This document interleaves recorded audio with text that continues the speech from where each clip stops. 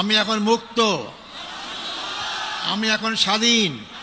আল্লাহর প্রতি বিশ্বাস, এটাই তো আমার অপরাধ ছিল, আর তো অপরাধ নাই। আমি তো আপনাদের কাছে জোয়া চাই।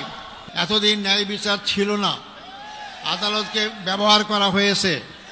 এই জন্য আশা করি আমরা সামনের দিনগুলোতে আমাদের আদালত জনগণের আশা আকাঙ্ক্ষা অনুযায়ী তারা জনগণের ন্যায় বিচার যাতে পায় সেই ব্যবস্থাই তারা করবেন।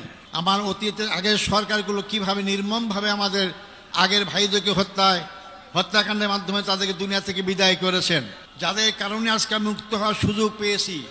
সেই 36শে জুলাই অর্থাৎ 5ই আগস্টের মহা বিপ্লবী নায়কদের জন্য আমি ধন্যবাদ জানাতে চাই। তাদের অক্লান্ত পরিশ্রম আন্দোলন, তাদের মাধ্যমে স্বৈরাচার ফ্যাসিস্ট সরকারের পতন হতে বাধ্য হয়েছিল।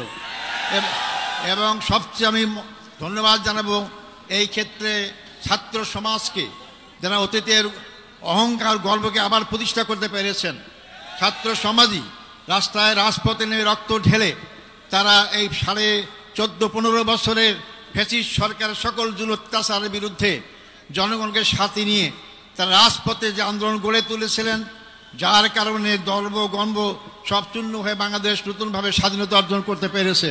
অত্যন্ত দুঃখ বেদনা ভারাক্রান্ত হৃদয় যারা আমার নেতা ছিলেন, সেই নেতাদেরকে অন্যায়ভাবে হত্যা করা হয়েছে, জুডিশিয়াল কিলিং করা হয়েছে তাদেরকে। এই হত্যাকাণ্ডের সঙ্গে যারাই যে পর্যায়ে জড়িত সবাইকে আইনের আওতায় এসে তাদের বিচার করা হোক। আমি জোর গলা আবার বলতে চাই, যারাই হত্যাকাণ্ডের সাথে যেখানে যে পর্যায়ে জড়িত সবাইকে আইনের আওতায় নিয়ে এসে তাদেরকে বিচার করা হোক। না হলে এই খারাপ সংস্কৃতি চালু থাকবে। এখান থেকে বেরিয়ে আসতে হবে আমাদেরকে। আমার অপরাধ কি ছিল? আমার অপরাধ ছিল ওমা নাকামু মিনহুম ইল্লা আন ইউমিনু বিল্লাহিল আজিজিল হামিদ। আল্লাহর প্রতি বিশ্বাস, এটাই তো আমার অপরাধ ছিল, আর তো অপরাধ নাই।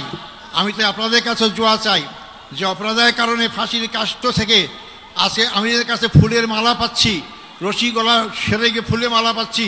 আমি যেন আজীবন সেই ইসলামী আন্দোলনে আমার জীবন থাকতে, রক্তবিন্দু এক ফোঁটা থাকতে এই আন্দোলনেই যেন আমি শহীদ হিসেবে মৃত্যুবরণ করতে পারি, সে তৌফিক আপনাদের কাছে কামনা করতে চাই।